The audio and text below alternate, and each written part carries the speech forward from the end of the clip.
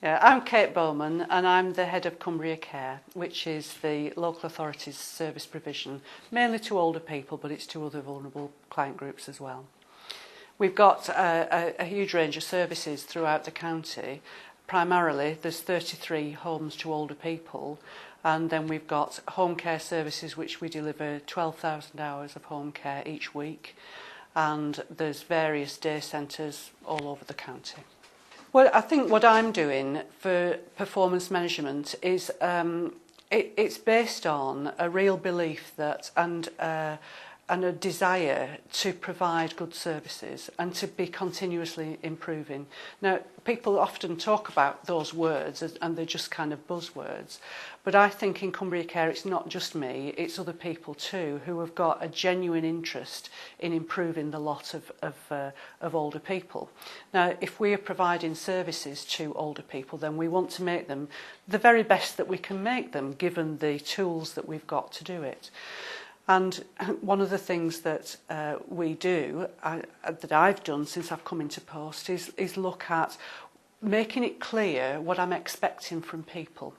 The people that work for Cumbria Care are the most important. I need to make sure that I've got the right sort of people coming through the door, so our recruitment practices are as good as they can be. Then I need to make sure that they get the right levels of training, both induction training to get them started, but then it's continuing training on all sorts of things so that we're keeping up to date with current practice, we're refining our own policies and procedures, and people are being kept up to date with them.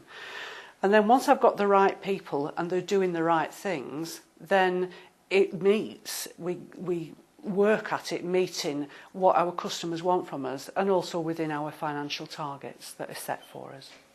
Okay. Well, it might sound like the sort of thing that everybody does, because the words I'm using are the sort of words that everybody uses, but I think what we've got is passion.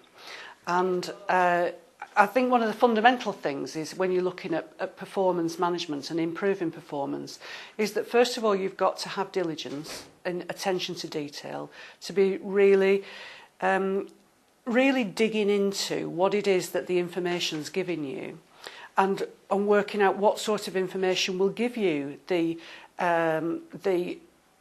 correct information to determine whether what you're doing is a good thing or not. And as well as that attention to detail, you need to have integrity.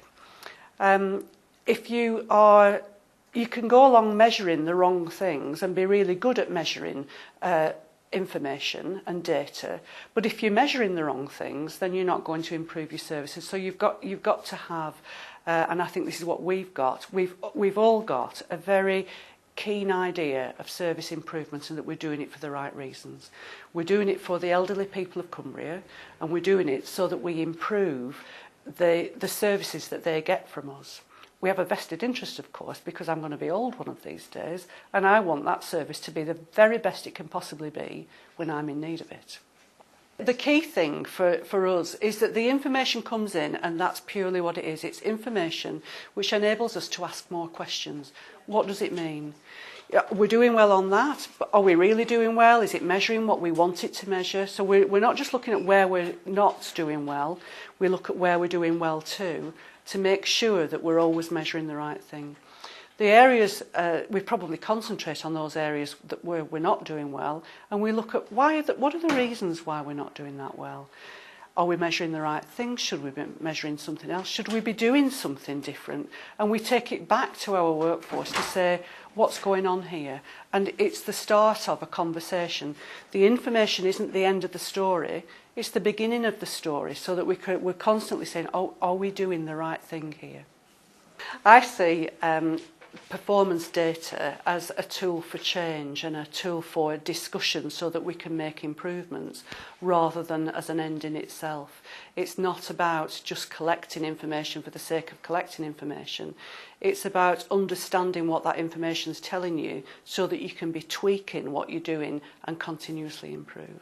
I think it's the basis of the approach to have the balanced scorecard approach. When I first read about it, it suddenly made a lot of sense to me, and I've managed, because it's such a simple idea, I've managed to sell it to Cumbria Care as an organisation, because it's simple and anybody can understand it.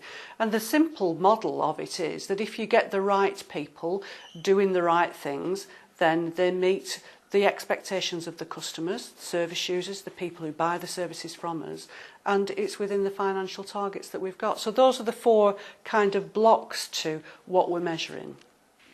We've got a piece of kit actually that where we put all the information, and it makes it look a bit fancy because it turns things different colours, like on a traffic light basis, so that if we getting near our right target, you know, and the forecasts are right, it's going green. If it's something to worry about, but it's only a little bit out of kilter, it's going yellow. And if it's something that's a real worry, it goes red.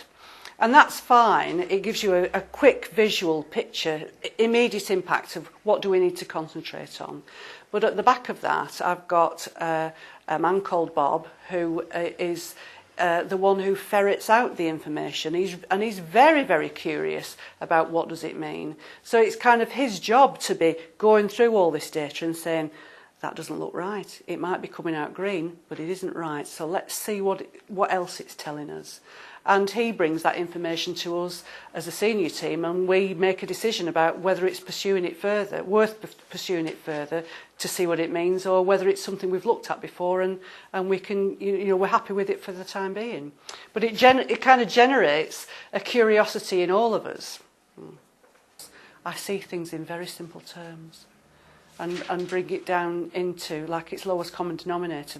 So when you talk about that working time directive issue, it doesn't become I don't make it a complex issue. I look at, well, what are the simple things in it? It is simple. They're working over 60 hours. It's dangerous. Bring it down. They're not going to work in more than 60 hours, and we'll step change it until they get to 60, and then we'll have a new target, and we'll step change that until they get to 55. And then we'll have a new one for the next 6 months and step change it again. It's simple. I think what I do that makes it successful is that I won't leave it alone, and I won't take yes for an answer.